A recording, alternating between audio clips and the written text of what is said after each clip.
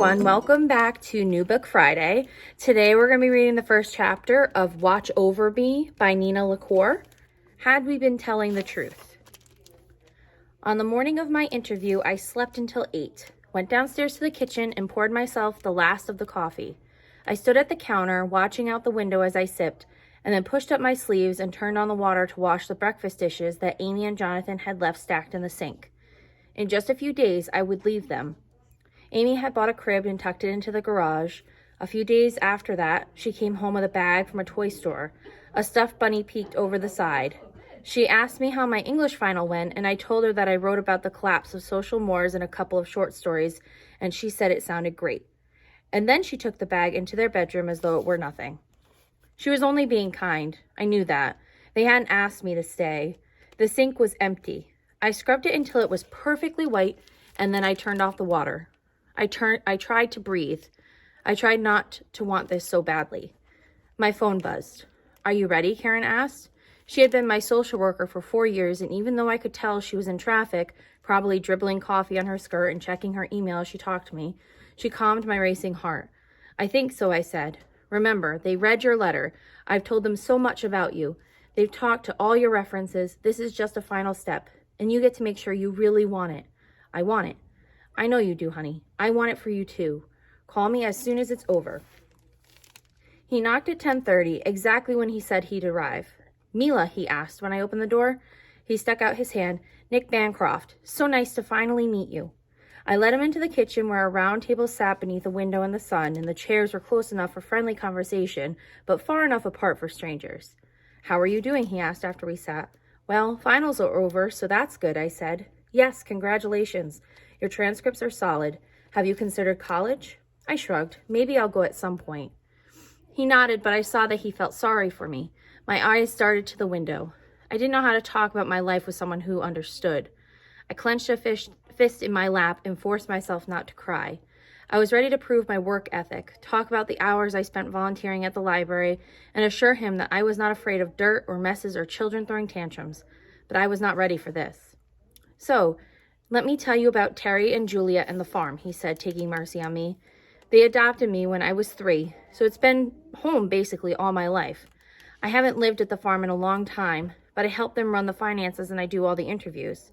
I felt my fist unclench, and I settled into the chair and listened to him tell me about the things I had already learned from talking to Karen and reading a San Francisco Chronicle article from 15 years ago with the headline, "Mendocino Couple Adopts 40th Foster Child." He talked about the farm and how everyone contributes to running it, from the children to the interns, and how, as an intern, I would spend my weekdays teaching in the schoolhouse and my Sundays waking up at 5 a.m. to run to the booth at the farmer's market. He told me about the holidays when all the grown-up children come back to visit. "It becomes home if you let it," he said, "even for the interns." I know that might sound hard to believe, but it's true. "When do I find out?" "Oh," he said, "I thought you knew. You've been chosen already. It's yours if you want it." My hands flew to my face. "Thank you," I said, and then I couldn't say anything else. He nodded, that look of sympathy again, and kept talking. "Most of your hours will be spent in the school. They've designed a curriculum, and your job will be to learn it and to teach the 6 to 9-year-olds. There's only one of them right now, I think, but more will come soon, and Terry and Julia will be there to help." "Would you like some tea?" I blurted. I had meant to ask him when he got there, but had been too nervous. Now that I knew I was chosen, I wanted him to stay and tell me everything. Maybe that way I could hold it inside me, a real live thing, in the days between that one and the one of my arrival. "Sure," he said. I filled the kettle and set some boxes in front of him. He chose peppermint, and as I poured the steaming water over the leaves, I breathed in the scent, and it was starting over already. "I want to make sure you understand what this is," Nick said. "Quite a few people have turned it down, and some people haven't known what they're getting into, and it hasn't worked out. You need to want it. It's a farm. It's in the middle of nowhere. To one side is the ocean, and in every other direction is nothing but rocky hills and open land. It's almost always foggy and cold, and there's no cell service and no town to shop in or meet people. Mendocino is 45 minutes away. Farmers market days are the only times you'll interact with the outside world, and you'll be weighing squashes and wrapping flowers most of the time." "That's fine," I said. "I don't mind." He warned me that the cabins where the interns live were tiny, only one room with wood-burning stoves for heat. He said that there was a landline but no cell service, and that everyone ate together 3 times a day and took turns with prep and cleanup. The main house is comfortable, and you're always welcome in it.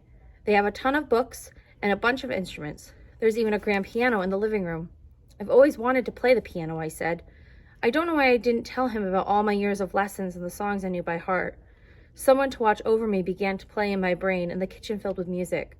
My grandmother was sitting next to me, her fingers showing me where my fingers should go. Nick kept talking, and I listened over the sound of piano notes, full and rising.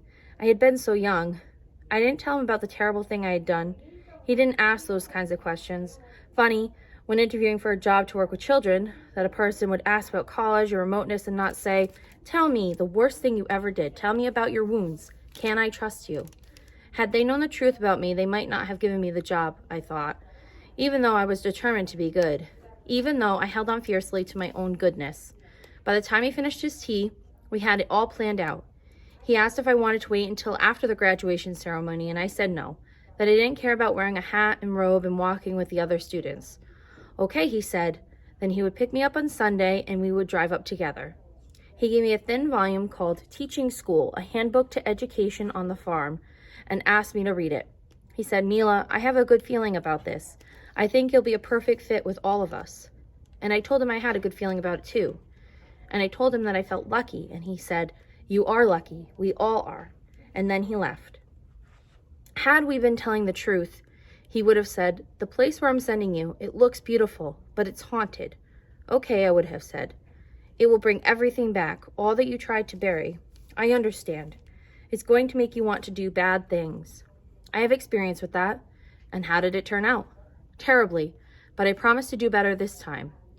We could have had that conversation. It would not have been impossible. I would not have told him everything about me, but I would have told him enough. I still would have taken that 4-hour drive up the jagged coastline to be with Terry and Julia and Billy and Liz and Lee and the rest of the children. All I'm saying is it would have been easier had I known. And that's the end of the first chapter of Watch Over Me by Nina LaCour. We have it at the library if you'd like to come check it out, and we'll see you next time.